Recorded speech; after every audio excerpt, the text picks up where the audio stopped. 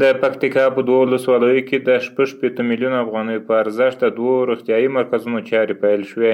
د پکتیکا په ګیان او برمل لرې پرتو ولسوالیو کې د ولایت مقام په همغږۍ د عامه روغتیا ریاست تر چتر لاندې د یونیسیار موسسې په مالي ملاتړ د 56 میلیونه افغانیو په ارزښت 2 روغتیايي مرکزونه جوړیږي.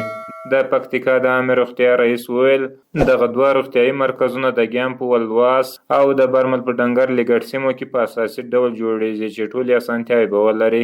نوموړي وویل د یادې ولسوالیو خلکو په روغتیايي برخه کې ډېرې ستونزې لرلې چې د یادو پروژو په بشپړېدو سره به تر ډېره د دوی روغتیايي ستونزې حل شي. 2 جنرال هسپتالونه چې یو په بیرمل کې په ډنګر ګاټ کې او یو په ګیان ولسوالۍ کې په ولواس کې 15 تکونه به لري او په لاس میاشت کې به جوړیږي 30 میلیونه افغانۍ ورباندې لګښت راځي.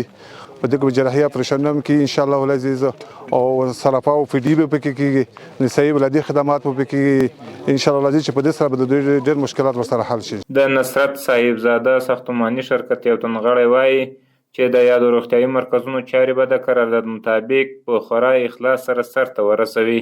ان شاء الله دا د موږ خپل وطن دی په دوی موږ فخر کوو چې موږ آزادانه د خپل وطن ته اوس په خپل پښو راځو او په اطمینان سره خپل نقشه تطبیق کوو او کار کوو. نو موږ دې ته ډاډ ورکوو چې تو خپل کوالټي تو خپل کیفیت چې څومره موږ امکان لري توغه به موږ کوشش وکړو چې توغه په سرعت سره او په ښه کوالټي ښه کیفیت سره کار ان شاء الله وکړو. د سیمې خلک هم خوښ دي چې د دوی په سیمه کې د لومړي ځل لپاره په دومره لوړه کچه د روغتیايي مرکزونو د بنسټ ډبرې ایښودل کیږي.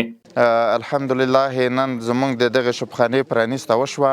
یقینا چې ما مخکې هم یادونه وکړه دلته د موږ 95% مشکل ان شاء الله د دغه شبخانې په جوړولو به حل شي. موږ د افغانستان د اسلامي امارات نه ډیره مننه کوو چې دا زمینه مساعده کړه. ګیان او برمل د پکتیکا هغه ولسوالۍ دي چې شاوخوا 2 کاله وړاندې وې زورورې زلزلې ولړزولې او په پایله کې سلګونه کسان مړه او زرګونه نور ټپیان شول.